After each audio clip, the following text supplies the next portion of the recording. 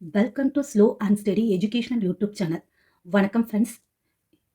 இந்த வீடியோவில் 12th July 2022 UGC net conduct பண்ண நெட் பேப்பர் 1ல் இருக்கக்கூடிய பீப்புள் டெவலப்மெண்ட் அண்ட் என்விரான்மெண்ட் யூனிட்டில் இருக்கிற 5 கொஸ்டின்ஸாக பார்க்கலாம். தென் இது வந்து பார்ட் 6 வீடியோ. இதற்கு முன்னாடி பார்ட் 5 வரைக்கும் வீடியோஸ் வந்து அப்லோட் ஆகிருக்கு. கொஸ்டின்ஸ் பார்க்கலாம். ஃபர்ஸ்ட் கொஸ்டின், அதாவது ஸ்டேட்மெண்ட் 1 and 2 கொடுத்துருக்காங்க.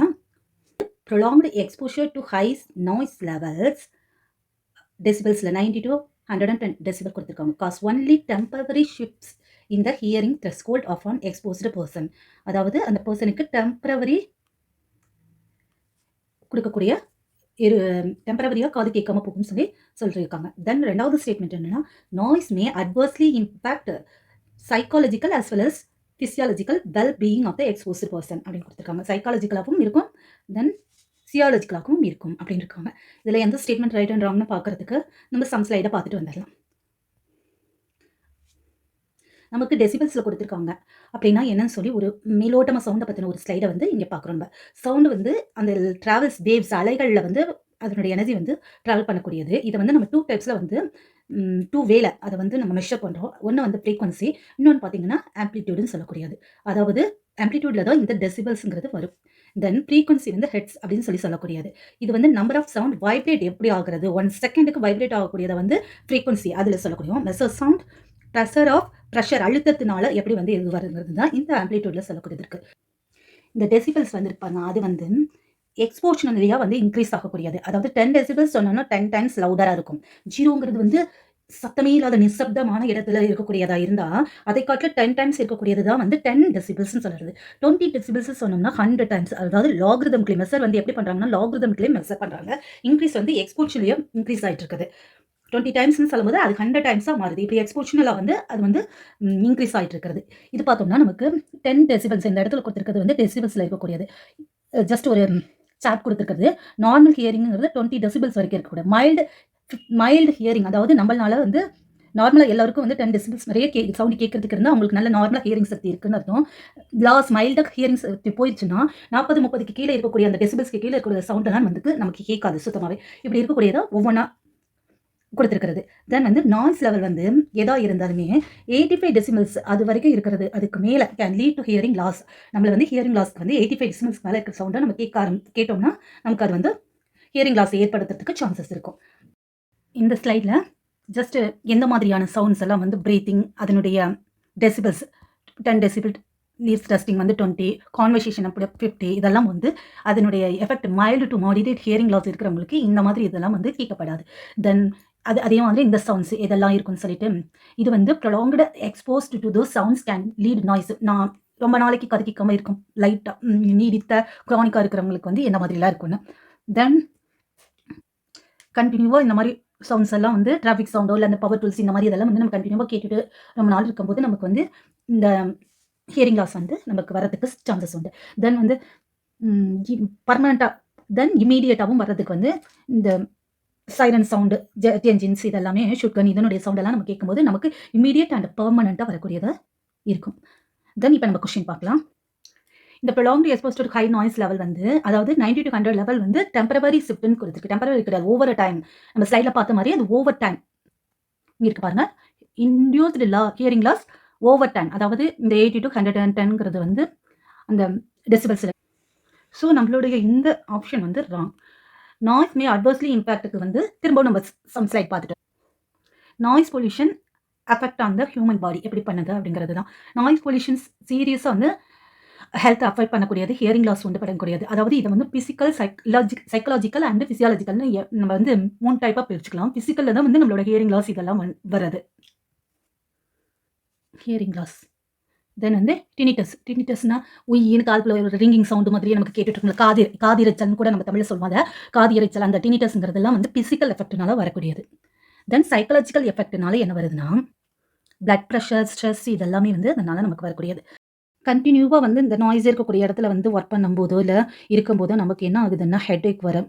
அப்புறம் ஒருத்தர் ஆர்குமெண்ட்ஸ் பண்ணிக்கிட்டே இருப்போம். மூட் சேஞ்ச் ஆகும். என்சைட்டிங்கிறது என்சைட்டி மீன்ஸ் நமக்கு ஒரு பதட்டமாக இருக்கக்கூடியது, அந்த மாதிரியெல்லாம் வர ஆரம்பிக்கும். அதாவது நர்வஸ் ஆகிறது, ஹார்ட்டோட சவுண்டு ஜாஸ்தியாக இருக்கக்கூடியது, ஸ்வெட் ஆகுறது, இதெல்லாம் வந்து என்சைட்டிக்குள்ளே வரும். டிப்ரெஷன் வந்து நம்ம சேட் ஆகிடுவோம். அதே மாதிரி டயர்ட் ஆகிடுது, இந்த மாதிரி எல்லாம் இருக்கிறது. இதனால நமக்கு என்ன ஆகும்னா சுத்தமாகவே ரெஸ்ட் இல்லாமல் ஆகிடும். எக்ஸஸாக ஒரி பண்ண ஆரம்பிச்சிருவோம். அதனால தான் வந்து இந்த நாய்ஸ் பொல்யூஷனால நமக்கு ஏற்படக்கூடிய ஹியூமன் பாடிக்கு இருக்குது. இதில் வந்து சைக்காலஜிக்கல் எஃபெக்டும் இது வந்து அட்வர்ஸ்லி எஃபெக்டாக நமக்கு கொடுக்குறதுங்கிறது வந்து ரைட். ஸோ நம்ம கொஸ்டின் இங்கே இருக்கக்கூடிய இந்த ஸ்டேட்மெண்ட் 2 வந்து right. Statement 1 is false but statement 2 is true. Option number 4 நம்மளுடைய ஆன்சர். தென் செகண்ட் கொஸ்டின், இதுவும் ஸ்டேட்மெண்ட் அண்ட் 2 ஸ்டேட்மெண்ட்ஸ் கொடுத்துருக்காங்க. Millennium development goals are envisaged to reduce the extreme poverty by 2020 அப்படி கொடுத்துருக்காங்க. எக்ஸ்ட்ரீம் பாவர்ட்டியை ரெடியூஸ் பண்ணுறது 2020க்குள்ள அப்படின்னு சொல்லி statement 1ல் இருக்குது. There are 8 millennium development goals அப்படின்னு சொல்லியிருக்காங்க. 8 இருக்கிறதுன்னு இது ரைட்டாங்கிறத பார்க்கவும் ஸ்லைட் பார்த்துட்டு வந்துடலாம்.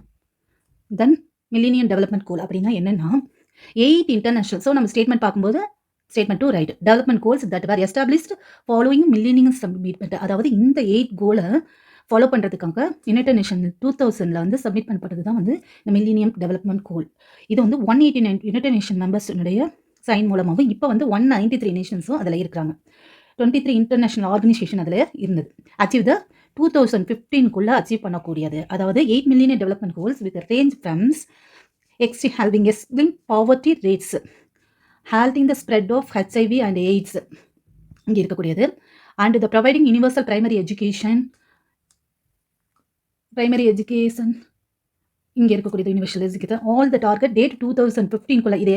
இது போல் இருக்கக்கூடிய இந்த 8 கோல்ஸ்லையுமே வந்து 2008க்குள்ளே வந்து அச்சீவ் பண்ணணும்னு சொல்லி வந்து இந்த மில்லேனியம் டெவலப்மெண்ட் கோல் வந்து சைன் பண்ணப்பட்டது. இப்போ நம்ம கொஸ்டின் பார்த்தோம்னா மில்லேனியம் டெவலப்மெண்ட் கோல் 2020ங்கிறது வந்து ராங். 2015ங்கிறது தான் இதனுடைய ஆன்சர். ஸோ 2020ங்கிற statement 1 is false but statement 2 8 development கோல்ங்கிறது right. So option number 4. Question number 3. Hazards that occur only due to natural reasons. அதாவது ஹசார்ட்ஸ் நேச்சுரல் ரீசன்ஸ்னால மட்டுமே இருக்கக்கூடியது என்னன்னு கொடுத்துருக்காங்க. Forest fire, volcanoes, cyclone, flood. ஃப்ளட்டுமே நேச்சுரலாக தானே வர மாதிரி நமக்கு இருக்குது. தென் இதுக்கும் ஒரு ஸ்லைட் பார்த்துட்டு இருந்தேன். Natural hazards is threat of the naturally occurring event. அதாவது நேச்சுரலாக அக்கர் பண்ணக்கூடியது. நெகட்டிவ் இம்பாக்ட் ஆன் ஹியூமன்ஸ்க்கு, நம்ம ஹியூமனுக்கு நெகட்டிவ் இம்பாக்ட் கொடுக்கறதுனால அதை வந்து நேச்சுரல் டிசாஸ்டர்னு சொல்லி நம்ம சொல்கிறோம். தென் earthquakes, volcanic eruptions, tsunami, landslide, floods, droughts, hurricanes, tornadoes இது எல்லாமே வந்து ஃப்ளட் எல்லாம் பார்த்தீங்கன்னா நேச்சுரலில் தான் இருக்கும். வைல்டு ஃபயருமே வந்து நேச்சுரலில் இருக்கக்கூடியது தான். பட் வந்து அது நம்ம ஆன்சர் பார்க்கலாம். இங்கே கொடுத்துருக்கிறதுல ஃபாரஸ்ட் ஃபயரும் இந்த ஃப்ளட்ஸும் வந்து மனிதர்கள்னால கூடயும் நடக்கும். ஆனால் வால்கனல் அண்ட் சைக்ளோன் வந்து அப்படி இருக்காது. வால்கனஸ் வந்து natural only. Occur only due to natural reason சொல்லும்போது B and C option number 2 வந்து இதனுடைய ஆன்சர். தென் இதுக்கு சைடையும் பார்த்துடலாம். அதாவது நேச்சுரல் டிசாஸ்டர்னு சொல்லக்கூடியதில் இந்த வைல்டு ஃபயரும் இருக்குது. பட் வந்து இது வந்து டிராஃப்ட் அண்ட் லைட்னிங், அதாவது இந்த மழை வரும்போது மின்னல் எல்லாம் வருது இல்லை, அதனாலேயும் இடினாலையும் சம்டைம்ஸ் பார்த்தோம்னா இந்த காட்டில் வந்து தீப்பிடிக்கிறது அப்படியெல்லாம் வைல்டு ஃபயர்ஸ் வந்துட்டு இருக்கு. இருந்தாலும் சம்டைம்ஸ் பார்த்தோம்னா இந்த மாதிரி விவசாயங்கள்லாம் செய்கிறதுக்காக நம்ம வந்து மனிதர்கள் வந்து ஹியூமன்ஸ் வந்து சம்டைம்ஸ் வந்து அக்ரிகல்ச்சர் லேண்டை மாற்றுறதுக்கோசரம் ஃபாரஸ்ட்டை வந்து ஃபயர் வச்சு நம்ம அழிச்சிடுறோம். ஸோ இதை வந்து மனிதர்கள்னாலையும் ஏற்படுத்தக்கூடியதாக இருக்குது. இது பார்த்தோம்னா ஃப்ளட் எதனால வருதுன்னா அதுவும் நேச்சுரலாக தான் வரும் மழை ஜாஸ்தி ஆகும்போது. பட் சம்டைம்ஸ் பார்த்தோம்னா இந்த மாதிரி லீவின்னு சொல்லக்கூடிய கரைகள் எல்லாம் ஒழுங்காக கட்டாததுனால சம்டைம்ஸ் அந்த இடத்துல போய் நம்ம வீடை கட்டி எல்லாமே இருக்கும்போது இந்த மாதிரி ஃப்ளட்ஸ் வரதுக்கு சான்சஸ் இருக்குது. ஸோ இது ரெண்டும் வந்து மனிதர்கள்னால வர்றதுக்கும் சான்சஸ் இருக்குது. சைக்ளோன் அது வந்து ஏர் மாஸ், அதனால ஒரு ஸ்ட்ராங்காக லோ அட்மாஸ்பியரிக் ப்ரெஷர்னால வரக்கூடியதாக மட்டும் இருக்கக்கூடியது, ரொட்டேட்டா அப்படி இருக்கக்கூடியது தான் வந்து சைக்ளோன் சொல்லக்கூடியது. தென் சைக்ளோன் வந்து ஒரு பெரிய டிசாஸ்டர்ஸை வந்து நமக்கு ஏற்படுத்தி தந்துட்டு தான் போகும். அதனுடைய மைல் பெர் ஹவர் அப்படின்லாம் சொல்லக்கூடியது அளவை வச்சு வந்து ஹரிகன்ஸ் லெவலுக்கு அது வந்து இருக்கும். அது டிசாஸ்டர்ஸ் பெருசாக வந்து மனிதர்களுக்கு ஏற்படுத்திட்டு போகும். தென் இந்த வேல்கனோங்கிறது வந்து அப்படி தான் பிளண்டரி மாஸ் ஆப்ஜெக்ட்ஸ்ன்னு சொல்லக்கூடியதை வந்து ரப்சர்னு சொல்கிறது, தகர்ப்பு உடைக்கிறது, ஒட்டச்சி தூக்கி க்ரஷ் பண்ணி புட்டியாக்கி வீசுறது இருக்குல்ல, அதுதான் வந்து இந்த ரப்சர் பண்ணக்கூடியது earth. That allows to hot lava, அதன் மூலமாக வந்து லாவா இதெல்லாமே நமக்கு வந்து ஆஸ் இதெல்லாமே வந்து புகை எல்லாமே வந்து டிசாஸ்டர்ஸ்குள்ளே வரக்கூடியது. இந்த சீன் பார்த்தோம்னா இது வந்து ஃபாலன் கிங்டம் படத்தில் வந்து அந்த சீன். இந்த ஆப்டோசரஸ் இருக்கு பாருங்க, அது இறக்கறது. இதற்கு முன்னாடி இந்த சீன் இந்த ஃபலன் கிங்டம் படம் பார்த்தாலே எப்படி இந்த வேல்கனோ வந்து எவ்வளோ பெரிய அனிமல்ஸையும் வந்து விட்டு வைக்கல அப்படின்னு சொல்லி இயற்கையா டிசாஸ்டர் வந்து எதையும் விட்டு வைக்காதுங்கிறத இந்த ஃபாலன் கிங்டம் படம் நமக்கு காட்டும். அந்த மாதிரி இயற்கையான எர்த்குவேக், இந்த சைக்ளோன், இந்த இதெல்லாம் வந்து இயற்கையில் மட்டுமே நடக்கக்கூடிய ஒரு டிசாஸ்டர். ஸோ நம்முடைய ஆன்சர் வந்து பிஎன்சி இருக்கக்கூடிய இந்த ஆப்ஷன் நம்பர் 2 தான் வந்து answer. Question number 4. Following gases in an increasing order of their contribution towards global warming. Arrange பண்ண சொல்லியிருக்காங்க. குளோபல் வார்மிங்க்கு இன்க்ரீசிங் ஆர்டரில் நம்ம பண்ணணும்.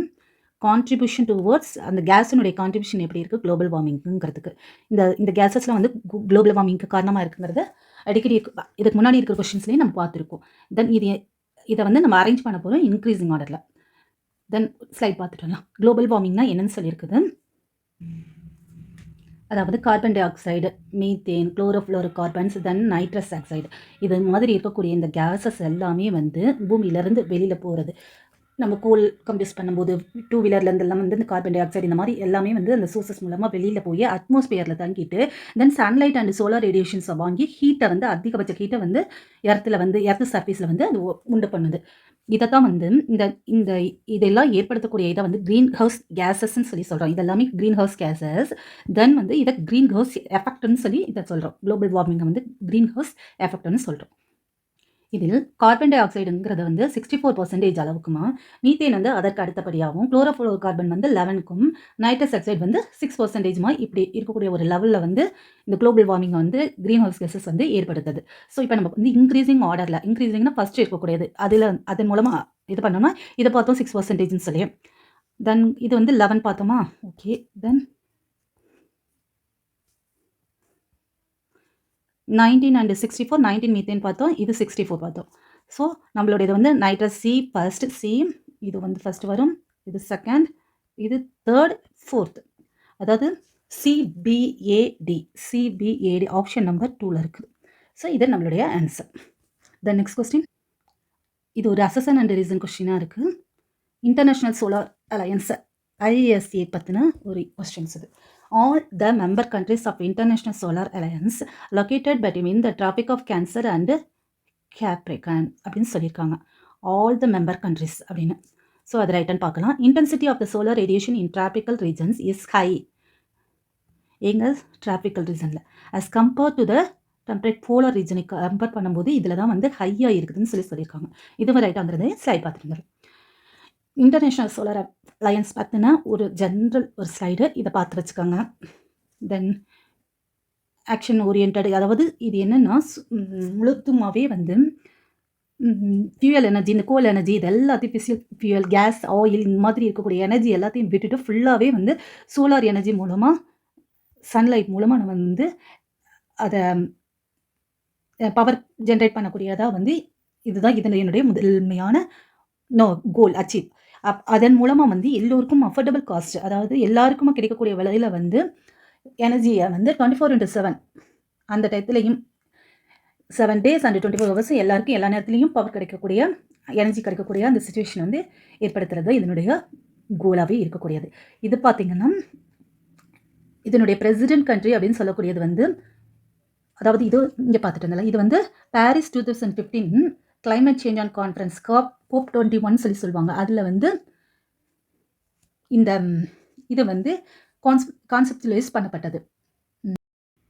இந்த ஐஎஸ்ஏ வந்து பிரான்ஸ் அண்ட் இந்தியாவுடைய முயற்சினால் வந்து உருவாக்கப்பட்டதாக இருக்கக்கூடியது. அதனால இது பிரசிடென்ட் கண்ட்ரியாக இந்தியாவும், கோ பிரசிடெண்ட்டாக வந்து ஃப்ரான்ஸும் வந்து இருக்குது.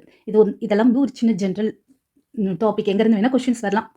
தென் அதனுடைய இப்போ நம்ம கொஸ்டினுக்கு உண்டான ஆன்சர் பேஜுக்கு வந்திருக்கோம். இந்த சோலார் அலையன்ஸ் வந்து, அதாவது most of the member countries இந்த international solar alliance are located between the tropic of cancer and tropic of Capricorn. அதாவது இந்த ட்ராபிக் ஆஃப் கேன்சர்னு சொல்லக்கூடியது மெயினில், கேப்ரிகன் சொல்லக்கூடாது, ஈக்குட்டாருங்கிறது இந்த சென்ட்ரலாக இருக்கக்கூடிய இந்த லைன். இதற்கு மேலேயே இந்த இடத்துலையும் மோஸ்ட் ஆஃப் த கண்ட்ரிஸ் மட்டும்தான் இருக்குது. அதை தவிர்த்து ஆல் ஆஃப் த கண்ட்ரியில் இது இருக்குது. மேற்பட்ட இடத்துல இருக்கக்கூடிய கண்ட்ரிஸும் வந்து இந்த சோலார் அலையன்ஸில் இருக்குது. ஆனால் நம்மளுடைய ஸ்டேட்மெண்ட்டை ஆல் ஆஃப் தன் கொடுத்துருக்காங்க. அது ரைட்டாங்கிறது தான் இந்த கொஸ்டினோடது. தென் அதுலேயே வந்து அடுத்த ஆப்ஷன் என்ன கொடுத்துருக்காங்கன்னா, போலார் ரீஜன், இந்த போல் இருக்கு பாருங்க, போலார் ரீஜனை காட்டிலும் இந்த டிராபிக் ரீஜனில் இருக்கக்கூடிய சோலார் ரேடியேஷன் வந்து ஹையாக இருக்கும். அதாவது இந்த ரீஜனில் வந்து இந்த இடத்துல இருக்கு வந்து இதை காட்டிலும் ஹையாக இருக்கும்னு சொல்லி கொடுத்துருக்காங்க. அது ஏன்னா நம்மளுடைய எர்த் வந்து ஒரு ஸ்பேஸில் தான் வந்து நம்மளோட இருக்குது. அதனால சன் எப்படின்னா இப்படி இந்த மாதிரி இப்படி ஃபால் ஆகுது பாருங்க, இந்த இடத்துல இருக்கக்கூடியது. அதனால இந்த ஈக்குட்டார் அண்ட் இந்த லைன்ஸில் வந்து நிறைய ஹீட் வந்து விழுகிறது போலாரை காட்டலாம். அதனால இந்த பிளேஸ் வந்து ஹாட்டர் அண்ட் வார்மராக இருக்கிறது. போலார் ரீஜன் வந்து கொஞ்சம் அங்கெல்லாம் வந்து பனி, கிரீஸ் அந்த மாதிரி நாட்டில், ஆஸ்திரேலியாலாம் பார்த்தோம்னா பனி இருக்கக்கூடிய நாடாக இருக்குல்ல, அப்படி இருக்கக்கூடியதாக இருக்குது. ஸோ நம்மளுடைய option number 2 is right. At the same time இங்கே ஆல் த மெம்பர்ஸ் அப்படின்னு கொடுத்துருக்காங்க, மோஸ்ட் ஆஃப் த மெம்பர்ஸ். அதை தாண்டின நாடுகளும் வந்து இதில் இருக்கலாம். ஸோ இந்த ஸ்டேட்மெண்ட் வந்து இந்த அசஸன் வந்து ராங், ரீசன் வந்து true. So option 4 A is false but R is true அப்படிங்கிறது தான் இதனுடைய ஆன்சர். தென் இந்த வீடியோ உங்களுக்கு யூஸ்ஃபுல்லாக இருக்குன்னு நம்புகிற ஃப்ரெண்ட்ஸ். எக்ஸாம்ஸ் அப்ளை பண்ணுற உங்கள் ஃப்ரெண்ட்ஸ்க்கும் வீடியோ ஷேர் பண்ணுங்கள். உங்கள் சப்போர்ட் எங்களுக்கு மோட்டிவேஷ்னலாக இருக்கும். தேங்க்யூ.